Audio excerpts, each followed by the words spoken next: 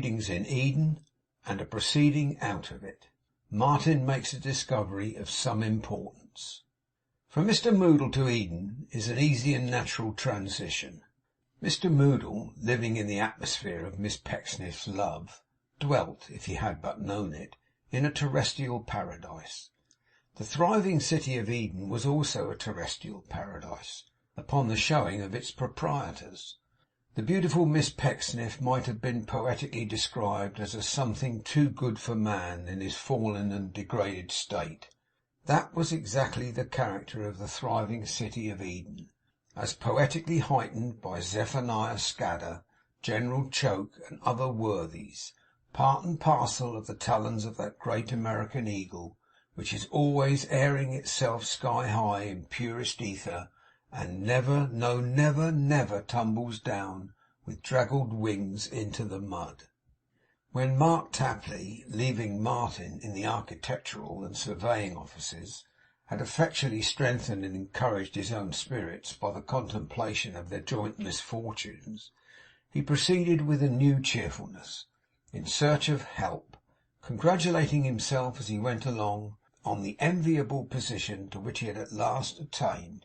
"I used to think sometimes," said Mr. Tapley, "as a desolate island would suit me, but I should only have had myself to provide for there, and being naturally an easy man to manage, there wouldn't have been much credit in that. Now here I've got my partner to take care on, and he's something like the sort of man for the purpose. I want a man as is always sliding off his legs when he ought to be on 'em. I want a man as is so low down in the school of life that he's always a making figures of one in his copybook, and can't get no further. I want a man as is his own greatcoat and cloak, and is always a wrapping himself up in himself. And I've got him too," said Mr. Tapley, after a moment's silence. "What happiness!" He paused to look round, uncertain to which of the log houses he should repair. "I don't know which to take," he observed. "That's the truth.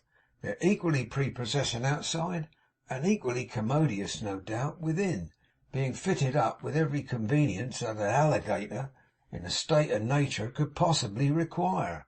Let me see. The citizen as turned out last night lives under water, in the right-hand dog kennel at the corner. I don't want to trouble him if I can help it, poor man, for he is a melancholy object, a regular settler in every respect. There's a house with a winder, but I'm afraid of their being proud.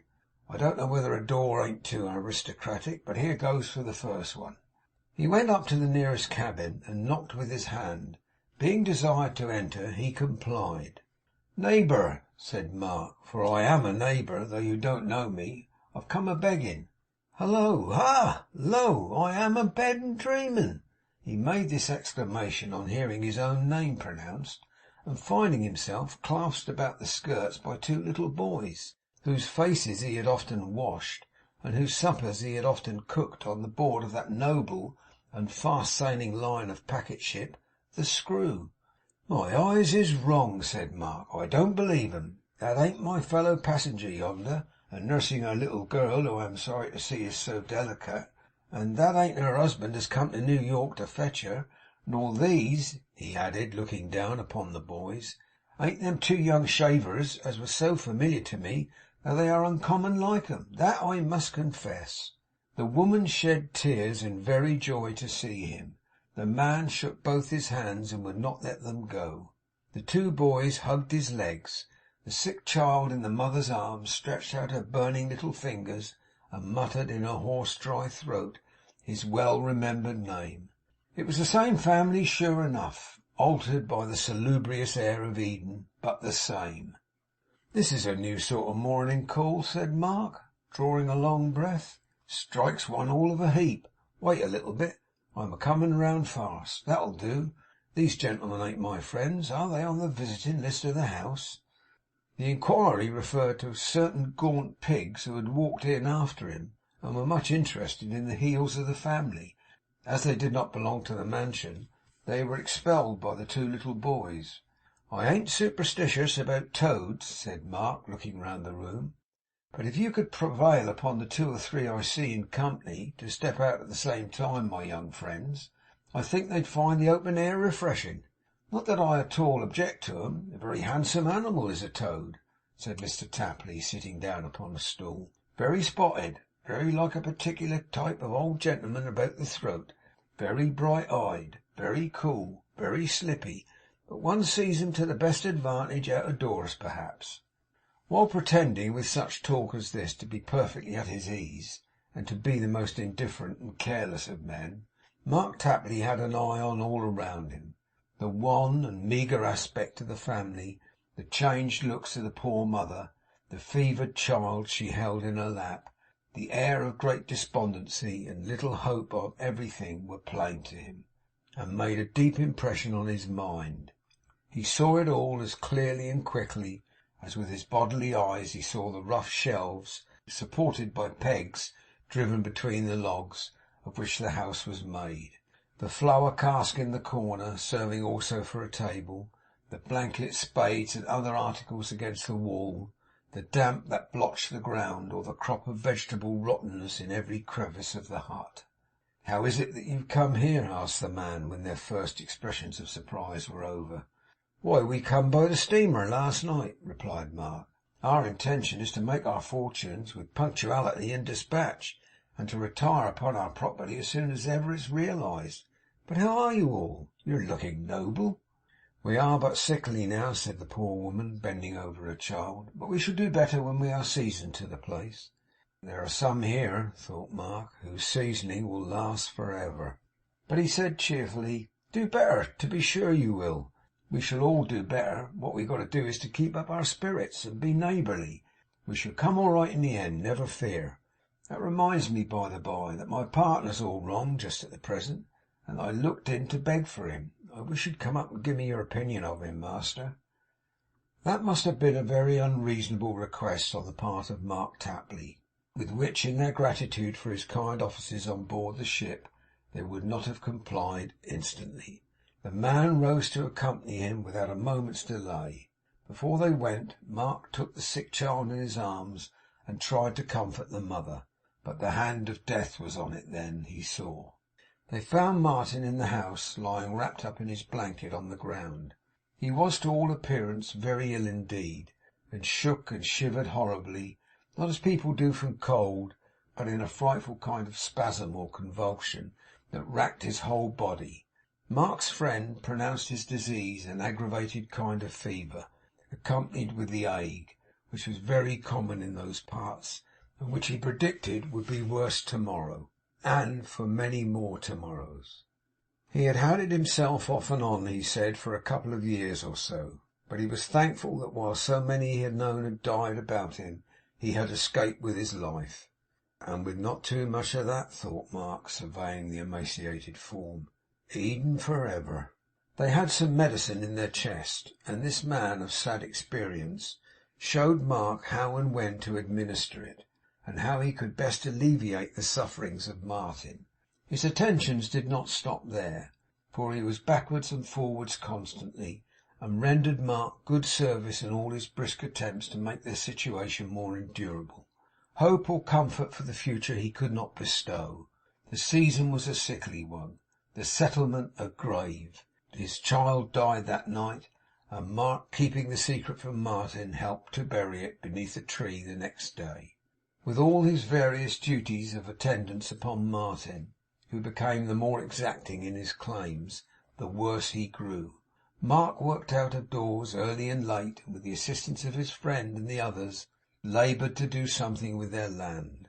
Not that he had the least strength of heart or hope or steady purpose in doing so, beyond the habitual cheerfulness of his disposition and his amazing power of self-sustainment, for within himself he looked on their condition as beyond all hope, and, in his own words, came out strong in consequence. "As to coming out as strong as I could wish, sir," he confided to Martin in a leisure moment, that is to say, one evening, while he was washing the linen of the establishment after a hard day's work, "that I give up.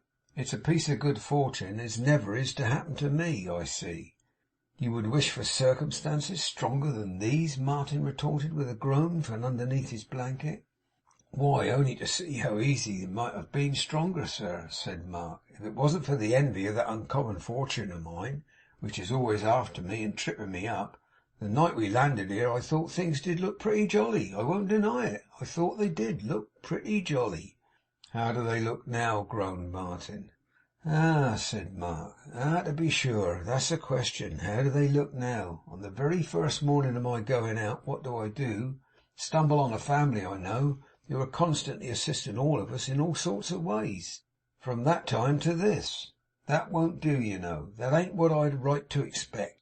If I'd have stumbled upon a serpent and got bit, or stumbled on a first-rate patriot and got bowie-knifed, or stumbled on a lot of sympathisers with inverted shirt-collars and got made a lion of, I might have distinguished myself and earned some credit. As it is, the great object of my voyage is knocked on the head. So it would be, wherever I went. How do you feel tonight, sir?' 'Worse than ever,' said poor Martin. 'That's something,' returned Mark, 'but not enough. Nothing, being very bad myself and jolly to the last, will ever do me justice.' 'In Heaven's name, don't talk of that,' said Martin, with a thrill of terror. 'What shall I do, Mark, if you were taken ill?'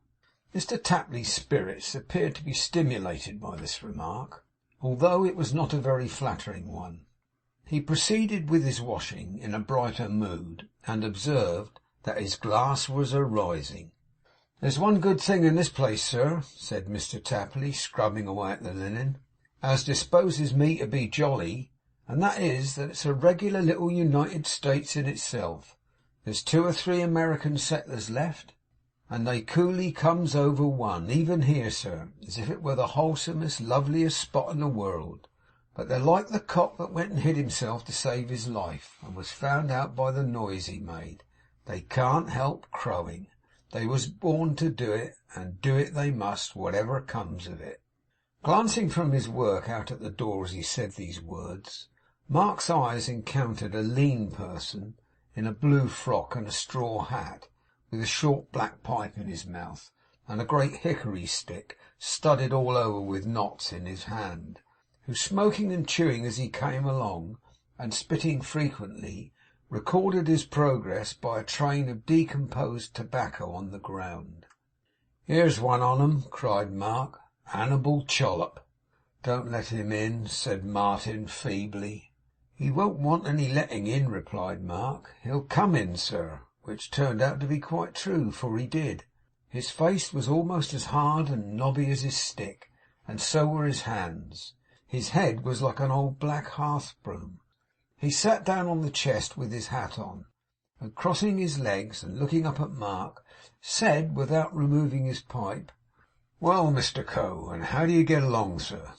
It may be necessary to observe that Mr Tapley had gravely introduced himself to all strangers by that name. 'Pretty well, sir, pretty well,' said Mark. 'If this ain't Mr Chuzzlewit, ain't it?' exclaimed the visitor. 'How do you get along, sir?'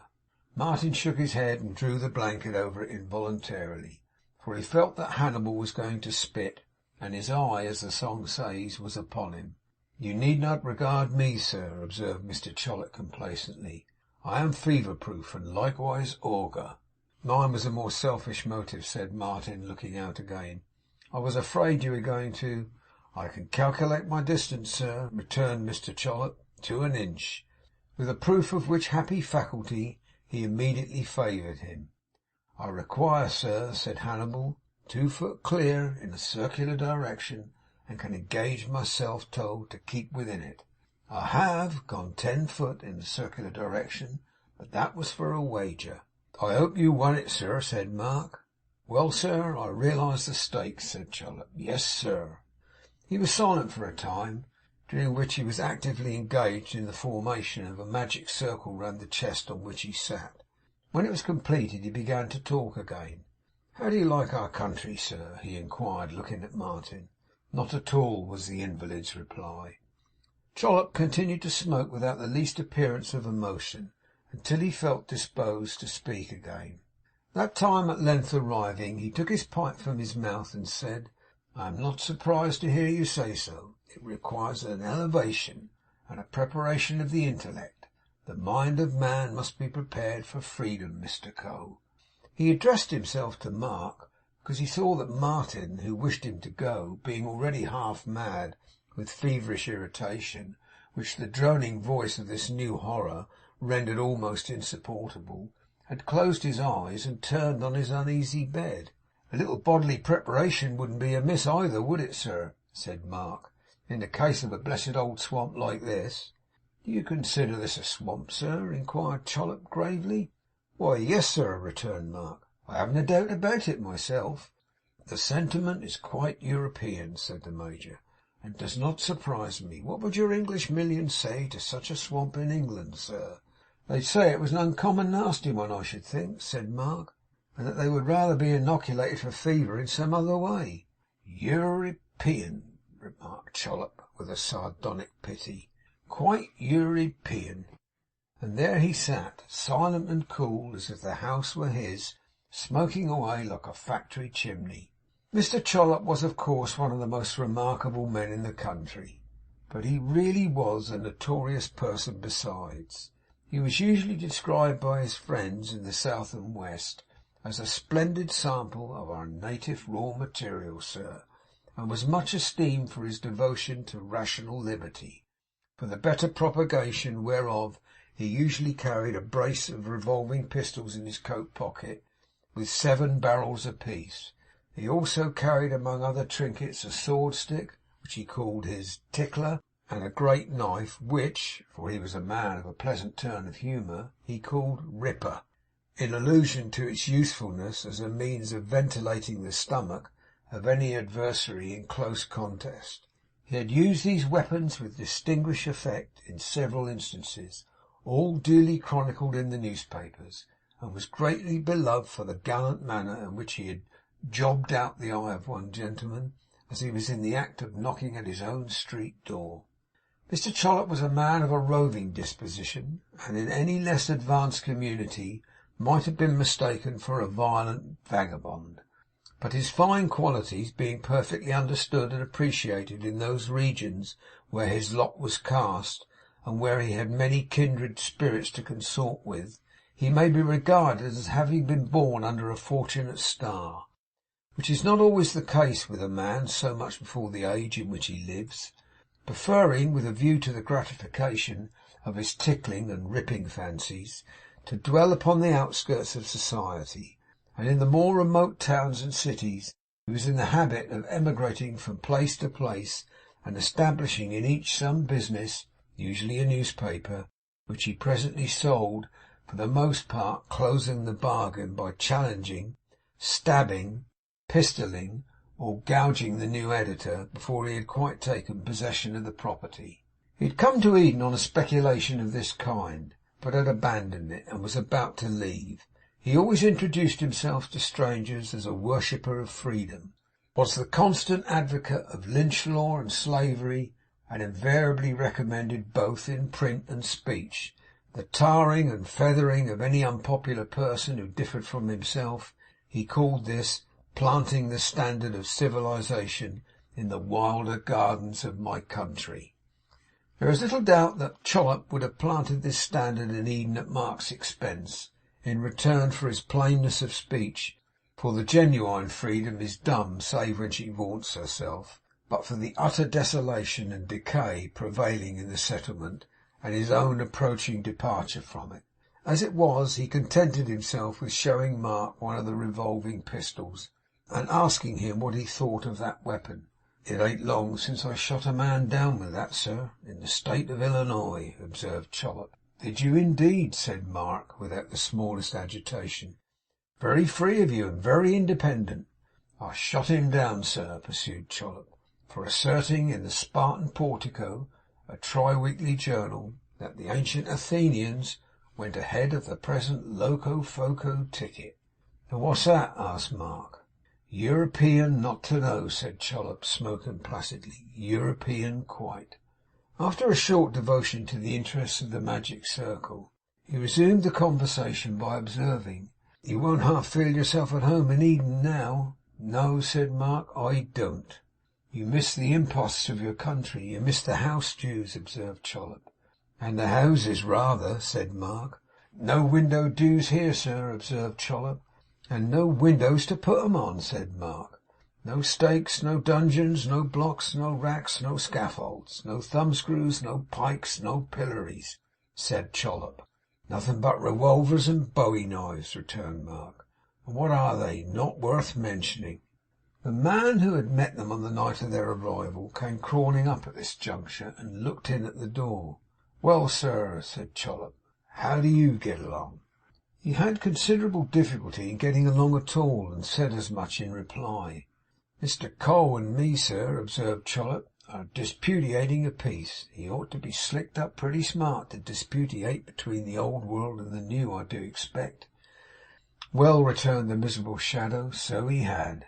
I was merely observing, sir, said Mark, addressing this new visitor, that I looked upon the city in which we have the honour to live as being swampy. What's your sentiments? I opinionate it is moist, perhaps, at certain times, returned the man.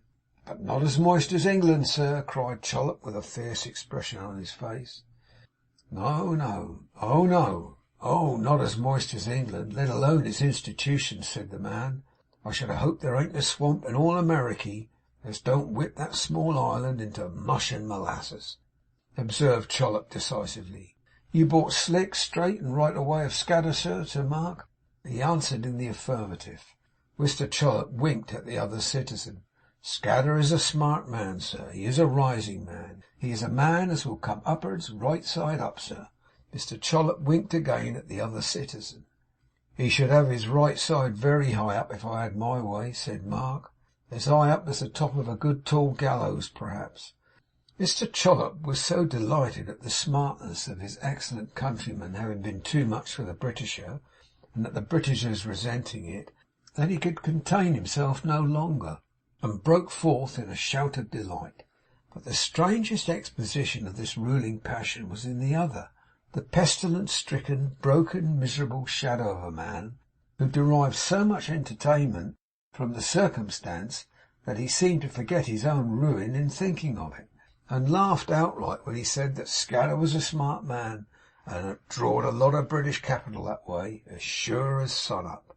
After a full enjoyment of this joke, Mr. Hannibal Chollop sat smoking and improving the circle, without making any attempts either to converse or take leave, apparently labouring under the not uncommon delusion that for a free and enlightened citizen of the United States to convert another man's house into a spittoon for 2 or 3 hours together was a delicate attention, full of interest and politeness, of which nobody could ever tire. At last he rose. I'm a-going easy, he observed. Mark entreated him to take particular care of himself. Afore I go, he said sternly, I've got a leetle word to say. You are darnation cute, you are. Mark thanked him for the compliment. But you are much too cute to last. I can't conceive of any spotted painter in the bush as ever was so riddled through and through as you will be, I bet. What for? asked Mark. We must be cracked up, sir, retorted Chollop in a tone of menace. You are not now in a despotic land. We are a model to the earth, and must be just cracked up, I tell you. What I speak too free, do I? cried Mark. I'd have drawed upon a man and fired upon a man for less, said Chollop, frowning. I have known strong men obliged to make themselves uncommon scarce for less. I have known men lynched for less, beaten into punkin sauce for less, by an enlightened people. We are the intellect and virtue of the earth, the cream of human nature, and the flower of moral force. Our backs is easy rise. We must be cracked up or they rises, and we snarls, we shows our teeth. I tell you, fierce, you'd better crack us up, you had. After the delivery of this caution, Mr. Chollop departed with Ripper, Tickler, and the revolvers, all ready for action on the shortest notice. Come out from under the blanket, sir, said Mark. He's gone. What's this? He added softly, kneeling down to look into his partner's face, and taking his hot hand. What's come of all that chattering and swaggering? He's wandering in his mind tonight, and don't know me. Martin, indeed, was dangerously ill, very near his death. He lay in that state many days, during which time Mark's poor friends, regardless of themselves, attended him. Mark, fatigued in mind and body, working all the day and sitting up at night, worn with hard living and the unaccustomed toil of his new life, surrounded by dismal and discouraging circumstances of every kind, never complained or yielded in the least degree. If ever he had thought Martin selfish or considerate, or had deemed him energetic only by fits and starts, and then too passive for their desperate fortunes, he now forgot it all. He remembered nothing but the better qualities of his fellow wanderer, and was devoted to him, heart and hand. Many weeks elapsed before Martin was strong enough to move about with the help of a stick and Mark's arm, and even then his recovery, for want of wholesome air and proper nourishment, was very slow. He was yet in a feeble and weak condition when the misfortune he had so much dreaded fell upon them.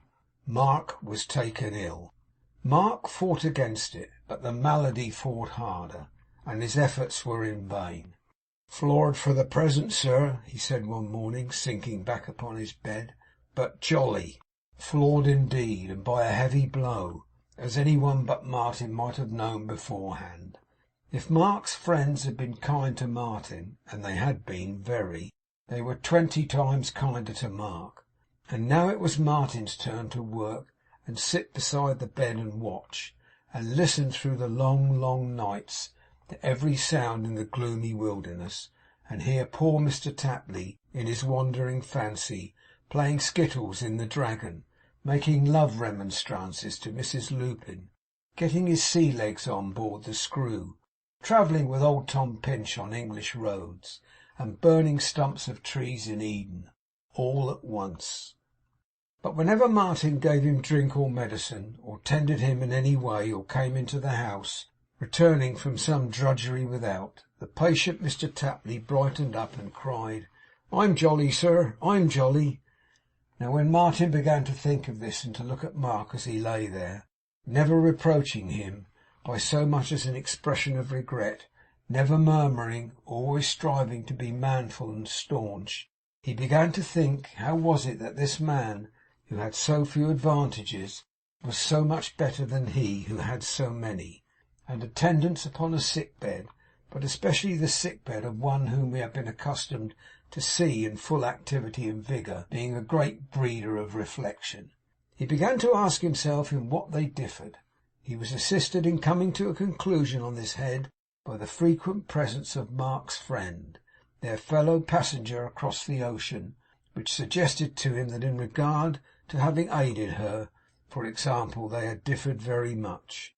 Somehow he coupled Tom Pinch with this train of reflection, and thinking that Tom would have been very likely to have struck up the same sort of acquaintance under similar circumstances, began to think in what respects two people so extremely different were like each other, and were unlike him.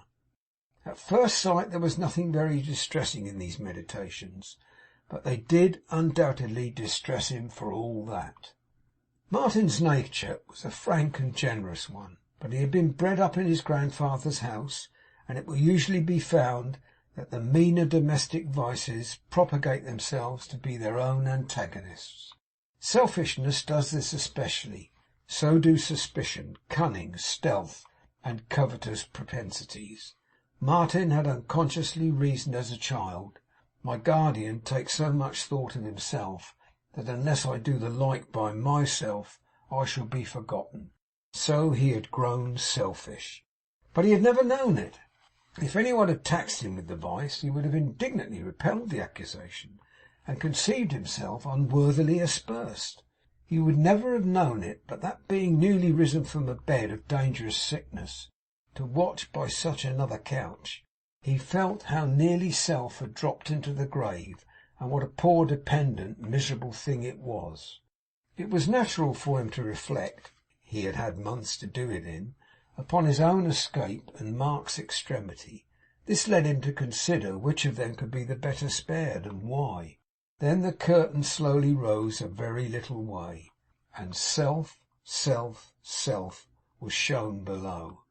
He asked himself, besides, when dreading Mark's decease, as all men do and must at such a time, whether he had done his duty by him, and had deserved and made a good response to his fidelity and zeal. No. Short as their companionship had been, he felt in many instances that there was blame against himself, and still inquiring why, the curtain slowly rose a little more.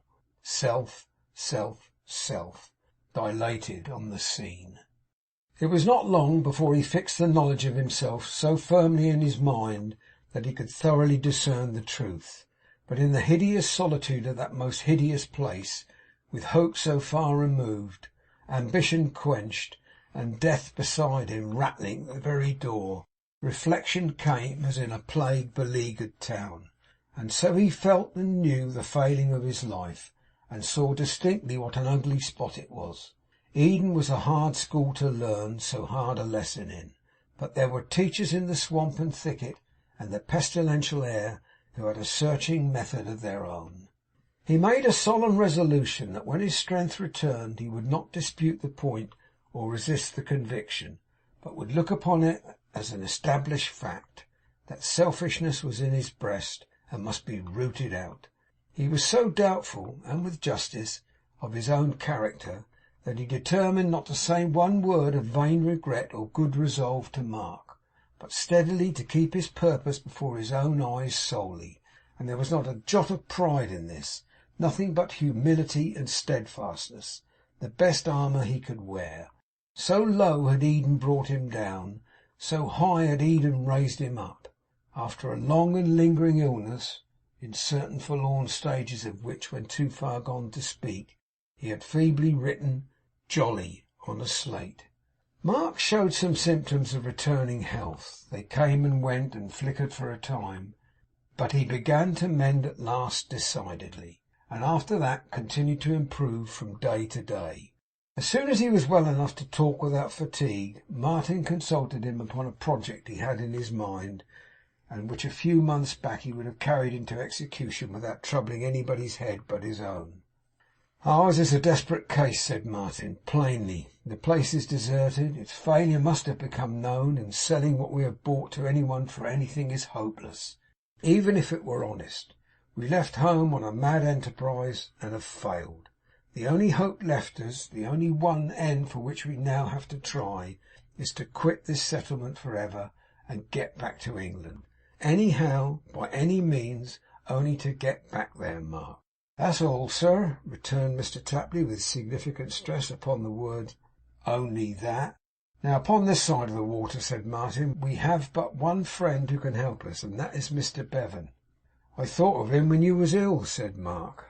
"But for the time that would be lost. I would even write to my grandfather," Martin went on to say, "and implore him for money to free us from this trap into which we were so cruelly decoyed. I shall try Mr Bevan first." "He is a very pleasant sort of gentleman," said Mark. "I think so." "The few goods we brought here, and which we spent our money, would produce something if sold," resumed Martin, "and whatever they realise shall be paid him instantly. But they can't be sold here." "There's nobody but corpses to buy 'em," said Mr Tapley, shaking his head with a rueful air, "and pigs." "Shall I tell him so, and only ask him for money enough to enable us to buy the cheapest means to reach New York, or from any port which we may hope to get a passage home, by serving in any capacity, explaining to him at the same time how I am connected, and that I will endeavour to repay him, even through my grandfather, immediately on our arrival in England?" "Why, to be sure," said Mark. "He can only say no, and he may say yes, if you don't mind trying him, sir." "Mind!" exclaimed Martin. "I am to blame for coming here. I would do anything to get away. I grieve to think of the past. If I had taken your opinion sooner, Mark, we never should have been here, I am certain." Mr Tapley was very much surprised at this admission, but protested with great vehemence that they would have been there all the same, and that he had set his heart upon coming to Eden from the first word he ever heard of it. Martin then read him a letter to Mr Bevan, which he had already prepared. It was frankly and ingeniously written, and described their situation without the least concealment, plainly stated the miseries they had undergone, and preferred their request in modest but straightforward terms. Mark highly recommended it, and they determined to dispatch it by the next steamboat going the right way, that might call to take in wood at Eden, where there was plenty of wood to spare. Not knowing how to address Mr Bevan at his own place of abode, Martin superscribed it to the care of the memorable Mr Norris of New York, and wrote upon the cover an entreaty that it might be forwarded without delay. More than a week elapsed before a boat appeared, but at length they were awakened very early one morning by the high-pressure snorting of the Eso Slodge, named after one of the most remarkable men in the country, who had been very eminent somewhere. Hurrying down to the landing-place, they got it safe on board, and waiting anxiously to see the boat depart, stopped up the gangway. An instance of neglect which caused the captain of the Eso Slodge to wish he might be sifted fine as flour and whittled small as chips, that if they didn't come off that there fixing right smart too, he'd spill 'em in the drink, whereby the captain metaphorically said he'd throw them in the river. They were not likely to receive an answer for 8 or 10 weeks at the earliest. In the meantime they devoted such strength as they had to the attempted improvement of their land, to clearing some of it and preparing it for useful purposes. Monstrously defective as their farming was, still it was better than their neighbours', for Mark had some practical knowledge of some matters, and Martin learned off him, whereas the other settlers who remained upon the putrid swamp, a mere handful, and those withered by disease, appeared to have wandered there with the idea that husbandry was the natural gift of all mankind. They helped each other after their own manner in these struggles and in all others, but they worked as hopelessly and sadly as a gang of convicts in a penal settlement. Often at night, when Mark and Martin were alone and lying down to sleep, they spoke of home, familiar places, houses, roads, and people whom they knew, sometimes in the lively hope of seeing them again, and sometimes with a sorrowful tranquillity, as if that hope were dead. It was a source of great amazement to Mark Tapley to find, pervading all these conversations, a singular alteration in Martin. "I don't know what to make of him," he thought one night. "He ain't what I supposed. He don't think of himself half as much. I'll try him again. Asleep, sir?" "No, Mark." "Thinking of home, sir?" "Yes, Mark." "So was I, sir. I was a-wondering how Mr Pinch and Mr Pecksniff gets on now." "Poor Tom," said Martin thoughtfully. "Weak-minded man, sir," observed Mr Tapley. "Plays the organ for nothing, sir. Takes no care of himself." "I wish he took a little more indeed," said Martin, "though I don't know why I should. We shouldn't like him half as well, perhaps." "He gets put upon, sir," hinted Mark. "Yes," said Martin, after a short silence. "I know that, Mark." He spoke so regretfully that his partner abandoned the theme, and was silent for a short time until he had thought of another. "Ah, sir," said Mark, with a sigh. "Dear me, you ventured a good deal for a young lady's love." "I'll tell you what, I'm not so sure of that, Mark," was the reply, so hastily and energetically spoken, that Martin sat up in his bed to give it. "I begin to be far from clear upon it. You may depend upon it that she is very unhappy. She has sacrificed her peace of mind. She has endangered her interests very much. She can't run away from those who are jealous of her and opposed to her, as I have done.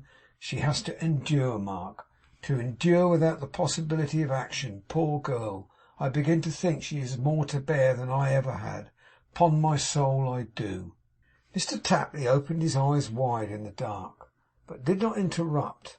"And I'll tell you a secret, Mark," said Martin, "since we are upon this subject. That ring—" "Which ring, sir?" Mark inquired, opening his eyes still wider. "The ring she gave me when we parted, Mark. She bought it knowing I was poor and proud. Heaven help me, proud, and wanted money." "Who say so, sir?" asked Mark. "I say so. I know it. I thought of it, my good fellow, hundreds of times while you were lying ill, and like a beast I took it from her hand and wore it on my own, and never dreamed of this even at the moment when I parted with it, when some faint glimmering of the truth might surely have possessed me. But it's late," said Martin, checking himself, "and you are weak and tired, I know. You only talk to cheer me up. Good night. God bless you, Mark." "God bless you, sir. But I'm regularly defrauded," thought Mr Tapley, turning round with a happy face. "It's a swindle. I never entered for this sort of service. There'll be no credit in being jolly with him." Time wore on, and other steamboats, coming from the point on which their hopes were fixed, arrived to take in wood, but still no answer to the letter. Rain, heat, Foul slime and noxious vapour, with all the ills and filthy things they bred, prevailed. The earth, the air, the vegetation, and the water that they drank, all teemed with deadly properties. Their fellow passenger had lost 2 children long before, and buried now her last. Such things are much too common to be widely known or cared for. Smart citizens grow rich, and friendless victims smart and die, and are forgotten. That is all. At last a boat came panting up the ugly river, and stopped at Eden. Mark was waiting at the wood hut when it came, and had a letter handed to him from on board. He bore it off to Martin. They looked at one another, trembling. "It feels heavy," faltered Martin, and opening it, a little roll of dollar notes fell out upon the ground. What either of them said or did or felt at first, neither of them knew. All Mark could ever tell was, that he was at the river's bank again, out of breath, before the boat had gone, inquiring when it would retrace its track and put in there. The answer was, in 10 or 12 days, notwithstanding which they began to get their goods together, and to tie them up that very night. When this stage of excitement was past, each of them believed (they found this out in talking of it afterwards) that he would surely die before the boat returned. They lived, however, and it came, after the lapse of 3 long crawling weeks. At sunrise on an autumn day they stood upon her deck. "Courage! We shall meet again," cried Martin, waving his hands to 2 thin figures on the bank. "In the old world." "Or in the next one," added Mark below his breath. To see them standing side by side, so quiet, is almost the worst of all. They looked at one another as the vessel moved away, and then looked backward at the spot from which it hurried fast. The log house with the open door and drooping trees about it, the stagnant morning mist and red sun dimly seen beyond, the vapour rising up from land and river, the quick stream making the loathsome banks it washed more flat and dull. How often they returned in dreams! How often it was happiness to wake and find them shadows that had vanished! End of chapter 33.